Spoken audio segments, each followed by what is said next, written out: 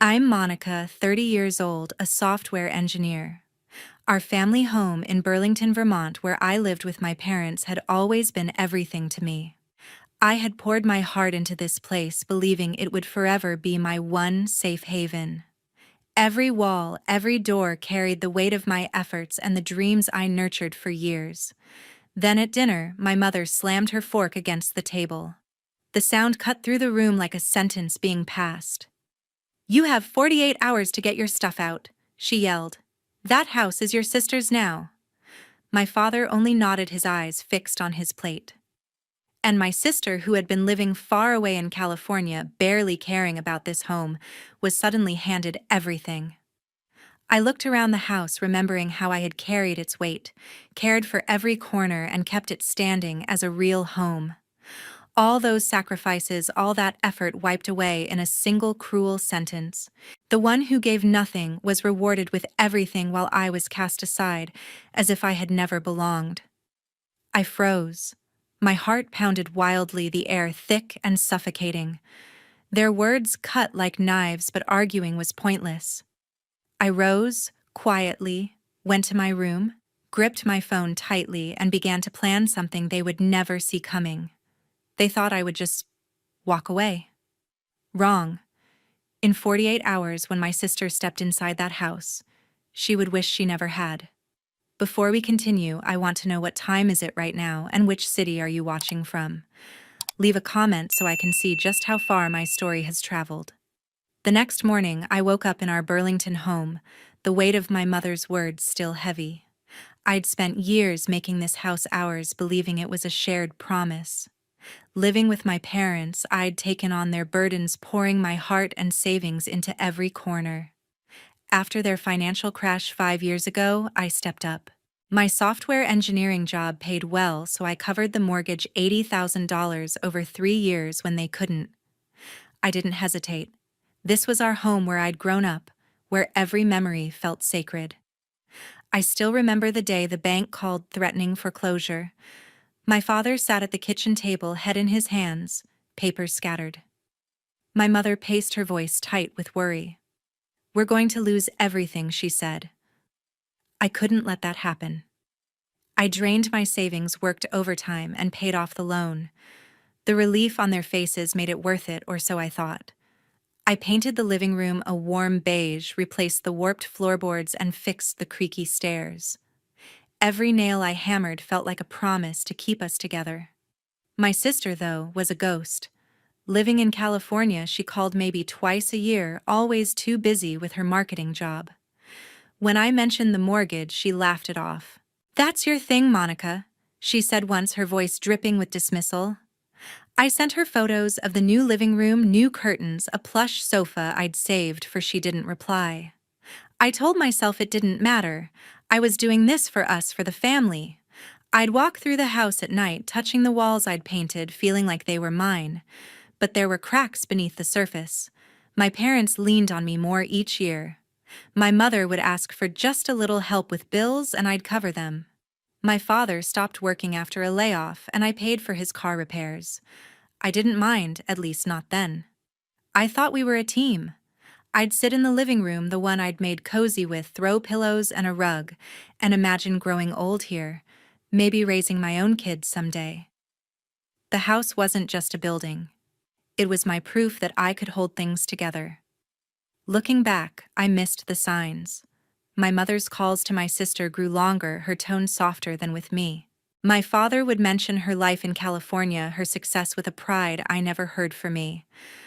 I brushed it off, told myself it was normal. They were my parents. They'd never push me out.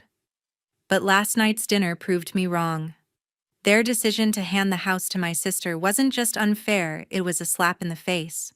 Every dollar I'd spent, every hour I'd worked, felt stolen. I walked to the living room, staring at the sofa I'd bought. It wasn't just furniture, it was mine, paid for with my overtime checks. The TV, the washer, the curtains, all mine. If they wanted me out, I'd make sure they felt what I'd given. My sister hadn't lifted a finger, but she'd walk into a home I'd built. Not if I could help it. I pulled out my laptop, my hands steady now. I wasn't going to beg or cry. I'd show them exactly what they were throwing away. By early afternoon, I needed answers, so I dialed Kristen, my best friend since our college days at the University of Vermont. She's a lawyer now with a sharp mind and a no-nonsense attitude, always my go-to when life gets complicated.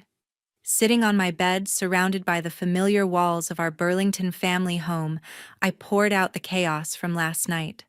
I told her how my mother had slammed her fork down her voice, cutting through the air with that 48-hour ultimatum, and how my father just sat there silent, letting her hand the house to my sister.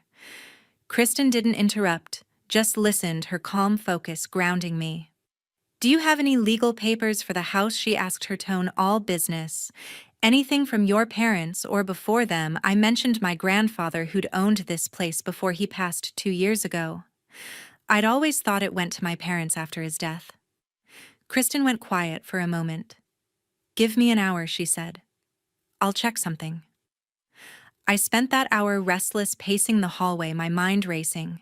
My grandfather's face kept flashing in my head, his weathered hands, his gravelly voice telling me stories on the front porch about building this house, brick by brick.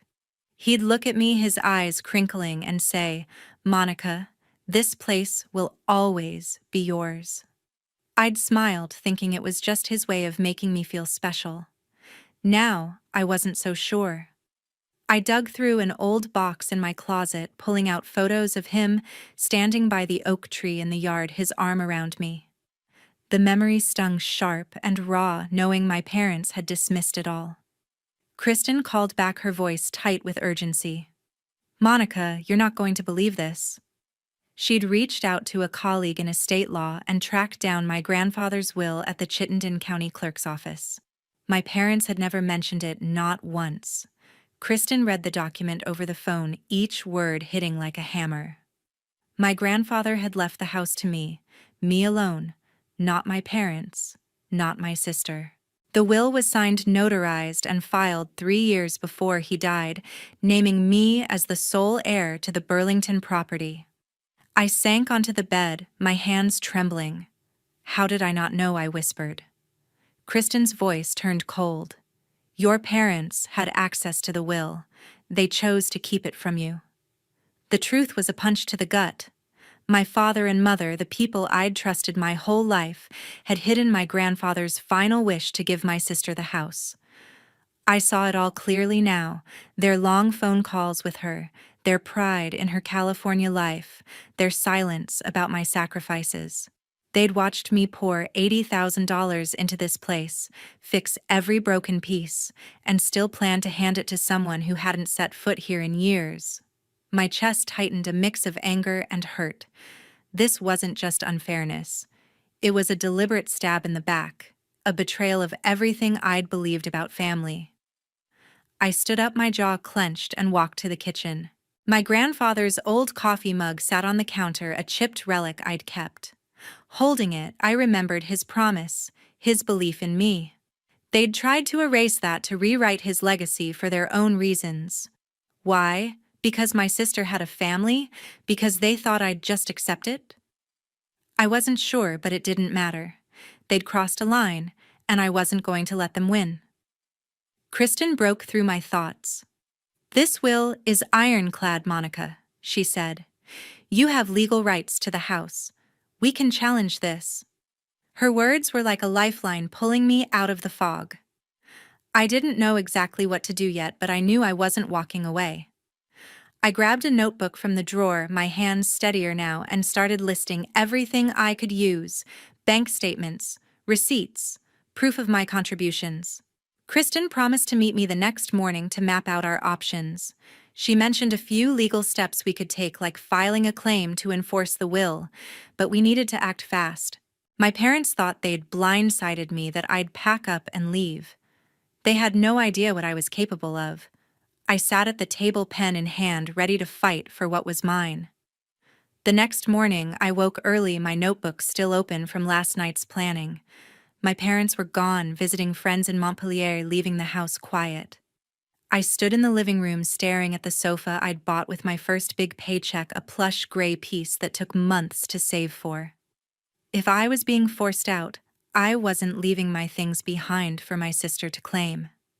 I grabbed a pen and started listing every item I'd paid for the flat-screen TV mounted on the wall, the stainless steel washing machine in the basement, the curtains I'd picked out to match the beige paint I'd rolled on myself. Each item felt like a piece of me, proof of my years keeping this house alive. I called Kristen to finalize our legal strategy. She was already at her office, her voice crisp over the phone. "We'll file a claim to enforce your grandfather's will," she said. "It's straightforward, but we need proof of your contributions." I pulled out a folder stuffed with receipts, every purchase, every repair, every dollar I'd spent. Kristen suggested getting a notarized affidavit to document my financial role, and we agreed to meet later to sign it. I felt a surge of control, like I was finally taking back what was mine. But first, I needed to secure my belongings. I searched online for moving companies in Burlington and found Green Mountain Movers, a local outfit with good reviews. I called and spoke to a guy named Tom, explaining I needed a rush job. "Can you do it today?" I asked, my voice firm. He hesitated, then agreed to send a truck by noon. I gave him the list: the TV, the sofa, the washer, a few smaller items like the microwave, and my bedroom dresser. "This is personal property," I told him. "I'm taking what's mine." Tom didn't ask questions, just confirmed the address and quoted me a price. I hung up my pulse steady, knowing this was the right move. While waiting, I walked through the house, double-checking my list.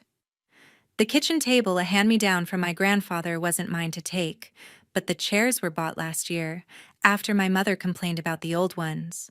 I tagged them with sticky notes marking what stayed and what went. The process was methodical, almost calming, like I was reclaiming pieces of my life. I avoided thinking about my parents or my sister, focusing instead on the task.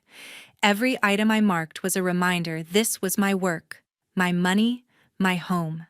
Around 10, the doorbell rang. It was Mrs. Linda, our neighbor from across the street, a kind woman in her 60s, who always brought us cookies at Christmas. She'd seen me through the window pacing and came to check in. "You okay, Monica?" she asked, her eyes soft with concern. I didn't tell her about the will or my parents' decision, that felt too raw, but I admitted I was moving things out. "It's complicated," I said, forcing a smile. She squeezed my arm. "You've always been good to this house. Whatever's going on, you don't deserve it." Her words hit hard, and I blinked back tears, grateful for her support. Mr. William, another neighbor, stopped by soon after, his work boots still dusty from his morning shift. He'd known my grandfather well, always swapping stories about fishing trips. "This place meant a lot to him," he said, glancing around. "And to you." I nodded, unable to speak. Their kindness gave me strength, a reminder that I wasn't alone, even if my family had turned their backs. I thanked them, promising to explain later, and they left with quiet nods, leaving me to my work. The movers arrived at noon, a 3-man crew with a white van. I walked them through the house, pointing out the tagged items. They worked fast, hauling the sofa and TV to the truck, wrapping the washer in blankets to avoid scratches. Watching them carry my things out felt strange, like I was dismantling my life, but also right. I wasn't giving my sister a free ride. Kristen called again, confirming our meeting time and reminding me to keep receipts for the moving costs. "This strengthens your case," she said. I agreed, my resolve hardening. By late morning, the house felt emptier, but I felt stronger. My parents and sister thought they could erase my place here. They were about to learn otherwise. By mid-afternoon, the house felt hollow. My belongings gone with the movers. I stood in the living room, its bare walls echoing the absence of the sofa and TV I'd taken. The silence was broken by a sharp knock at the door. I opened it to find my sister Tara standing there, her suitcase at her feet, eyes narrowed like she already owned the place. She'd flown in from California, probably thinking she'd walk into a fully furnished home. I braced myself, knowing this wouldn't be civil. Tara pushed past me, her heels clicking on the hardwood. "Where's everything?" she snapped, scanning the empty living room. Her voice was sharp, laced with entitlement. I crossed my arms, staying by the door. "I took what's mine." I said, keeping my tone even. She spun around, her face flushing. Yours mom and dad said this house is mine now. You don't get to strip it bare. I stepped forward, my voice steady but cold. I paid for that sofa, the TV, the washer, everything I took. You didn't contribute a dime. Her eyes widened, but she didn't back down. You think you're entitled because you threw some money around? She shot back. This is my home now, Monica. You're out. The air crackled with tension. I clenched my fists, fighting the urge to shout. You haven't been here in years, I said. I kept this place standing while you were off in California ignoring us. Tara laughed, a harsh, bitter sound. Oh, please. You stayed here out of pity, playing the good daughter. Mom and Dad chose me for a reason. Her words cut deep, but I didn't flinch. They chose wrong, I said, stepping closer. You don't know half of what I've done for this family. She stormed through the house, checking the kitchen, the basement, her face growing redder with each empty corner. The chairs. The curtains, she yelled, spinning back to me. You took everything I held, her gaze. Only what I paid for. You want a house? Furnish it yourself. Tara's hands shook as she pulled out her phone, her voice trembling with rage. You're unbelievable. I'm calling Mom and Dad. They'll deal with you. I shrugged, leaning against the wall. Go ahead. They're not here. She froze, confused. What do you mean? I didn't elaborate, just watched as she dialed, her fingers fumbling. Tara paced the kitchen phone to her ear, her voice rising as she spoke to my mother. She gutted the place, Mom. It's empty. I stayed silent, letting her rant. She hung up, glaring at me. They're coming back from Montpellier tonight, she said, her tone venomous. You're done, Monica. I didn't respond, just pointed to the door. You know where the exit is. She grabbed her suitcase, muttering under her breath, and stormed out, slamming the door so hard the frame rattled. I stood there, my heart pounding, but my resolve firm. Tara thought she could waltz in and claim everything. She had no idea what was coming. I locked the door, ready for the next move.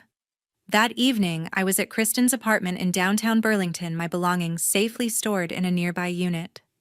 My phone buzzed relentlessly, my mother's name flashing on the screen. I let it go to voicemail, knowing what was coming. Tara had called them back from Montpellier, and now they were facing the consequences of their choices. I wasn't ready to hear their voices, not yet. Instead, I sipped coffee at Kristen's kitchen counter, the weight of the past 2 days settling into my bones. When I finally played the voicemail, my mother's voice was shrill, almost unrecognizable. Monica, what have you done? There's a stranger in our house. My father's voice cut in heavy with disbelief. Some man claims he owns it now.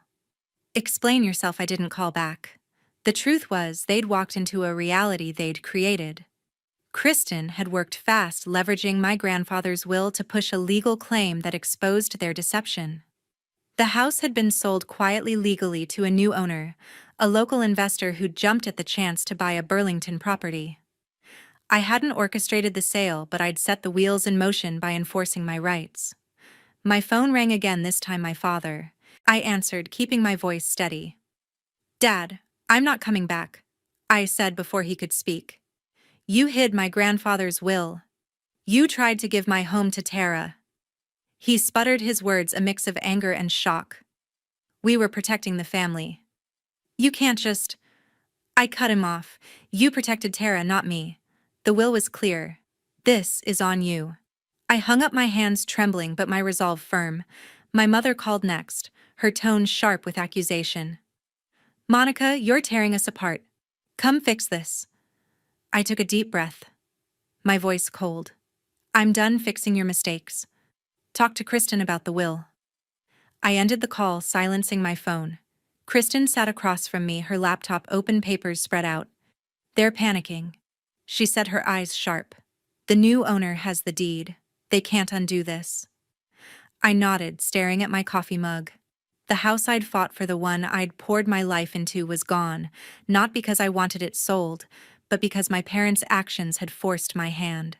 I felt a pang of loss, but also a strange relief. They'd underestimated me, thought I'd fold under pressure. They were wrong. My parents kept calling, leaving voicemails that grew more desperate. "Monica, we're your family." My mother pleaded in one. "You can't do this to us." I didn't respond. Each message felt like a weight, but I refused to carry it. My grandfather's will was my shield, proof that this house was meant for me. I wasn't the one who'd broken trust, they were. As the night wore on, I sat with Kristen, planning my next steps, knowing I'd never go back to that house or the lies it held. Months later, I stood in my new apartment in Burlington, sunlight streaming through the window. I'd built a life of my own, free from the weight of my family's expectations. I'd landed a job at a local marketing firm, a small but vibrant company where my ideas were valued. My days were filled with meetings, coffee runs to the cafe down the street, and quiet evenings arranging my furniture, my sofa, my TV, the pieces I'd fought to keep. I hadn't spoken to my parents or Tara since that night at Kristen's, and I'd blocked their numbers. The silence was heavy at first, but it gave me space to breathe, to rediscover who I was without their shadow. I heard through a mutual friend that Tara had scrambled to buy a new house in California. She'd expected to inherit our family home for free, but with it sold, she had to dip into her savings. The news didn't bring me joy, but it felt just. She'd assumed she could take what wasn't hers, and now she was learning the cost of that arrogance. I pictured her in her polished California life, signing mortgage papers, maybe regretting her words to me. I didn't dwell on it. My focus was forward, not on her struggles. My parents faced their own fallout. Without the house, they'd moved into a small rental on the edge of Burlington, a far cry from the home they'd tried to control.